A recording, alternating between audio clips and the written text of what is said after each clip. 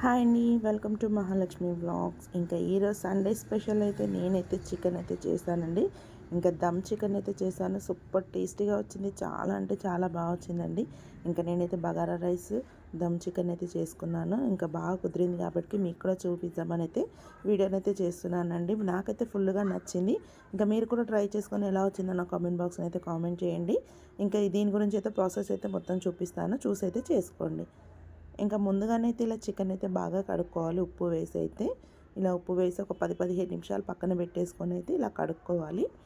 ఇంకా ముందుగా ఇవి తీసుకొని అయితే మసాలాలు అయితే రుబ్బుకుందామండి. ఇంకా దీంట్లోనైతే కాజు, కొబ్బరి, కొన్ని గసాలు, కొంచెం గరం మసాలా వేసుకున్నాను. లవంగా, ఇలాచి, సాజీరా, చెక్క వేసుకొని పేస్ట్ చేసి అయితే పక్కన పెట్టుకున్నాను. ఈ చికెన్ కడుక్కున్నాం కదా, ఇంకా చికెన్లోనైతే 2 స్పూన్ల అల్లం వెల్లుల్లి పేస్ట్, ఒక 3 స్పూన్ల కారం అయితే వేసుకుంటున్నాను. మీ టేస్ట్ తగ్గట్టు మీరు కారం వేసుకోండి. నేనైతే తక్కువే తింటాను కాబట్టి తక్కువ వేస్తున్నాను. ఒక 2 స్పూన్ల ఉప్పు వేస్తున్నాను. ఒక 1 స్పూన్ పసుపు వేస్తున్నాను. ఒక హాఫ్ స్పూన్ జీరా పౌడర్ వేస్తున్నాను. ఒక 1 స్పూన్ ధనియా పౌడర్ వేస్తున్నాను. ఒక హాఫ్ స్పూన్ మిరాల పొడి వేసిన తర్వాత పెరుగు వేసుకోవాలి, ఒక 1 కప్ అంతా. ఇలా పెరుగు వేసుకొని దీంట్లోనే ఒక 4-5 పచ్చిమిర్చి కూడా వేసుకోవాలి. కొంచెం కొత్తిమీర, పుదీనా కూడా వేసుకోవాలి దీంట్లోనే. ఇలా అన్నీ వేసుకున్న తర్వాత ఫ్రైడ్ ఆనియన్స్ కూడా వేసుకోవాలండి. వేయించి పెట్టుకున్న ఉల్లిపాయలు, ఎర్రగా వేయించుకున్న ఉల్లిపాయ వేసుకోవాలి. మనం ఎంత ఎక్కువగా వేస్తే గ్రేవీ అంత బాగా వస్తుంది. ఇంకా నేనైతే వేయించుకున్న ఆయిల్ మొత్తం అయితే దీంట్లోనైతే వేసేసుకుంటున్నాను. ఇంకా ఒక 3 స్పూన్ల నెయ్యి కూడా వేసుకుంటున్నాను. బటర్ కూడా వేసుకోవచ్చు, నా దగ్గర బటర్ లేదు, నెయ్యి వేసుకుంటున్నాను. మనం పేస్ట్ చేసి పెట్టుకున్న ఆ పేస్ట్ కూడా వేసుకోవాలి దీంట్లోనే. ఇలా అన్నీ వేసి బాగా కలుపుకోవాలండి. బాగా అది ముక్కలకంతా పట్టేలాగానైతే కలిపి పక్కన పెట్టుకోవాలి.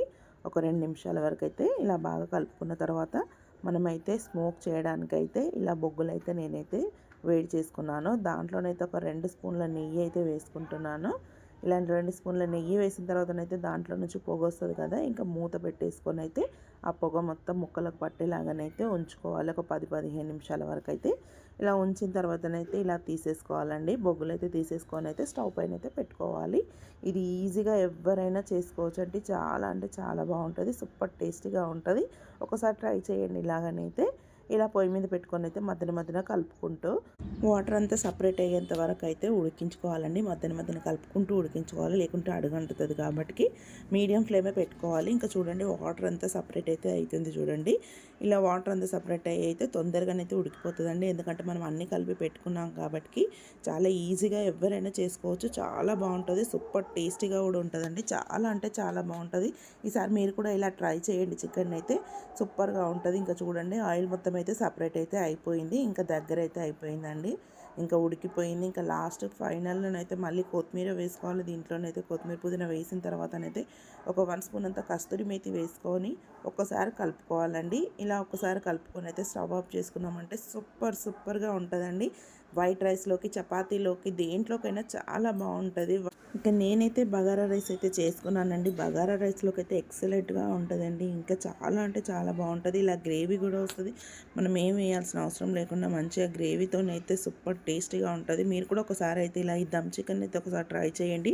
ఎంత బాగుంటుందో నేను చెప్పడం కాదు, మీరు ట్రై చేసి ఎలా వచ్చిందో మీరే నాకు చెప్పండి. మీకు ఇంకేమైనా వంటకాలు కావాలన్నా నా కామెంట్ బాక్స్లో అయితే కామెంట్ చేయండి. నచ్చితే మాత్రం ఒక లైక్ మాత్రం తప్పకుండా ఇవ్వండి. నా ఛానల్ ఎవరైనా ఫస్ట్ టైం చూస్తున్నట్టయితే సబ్స్క్రైబ్ చేసుకోండి.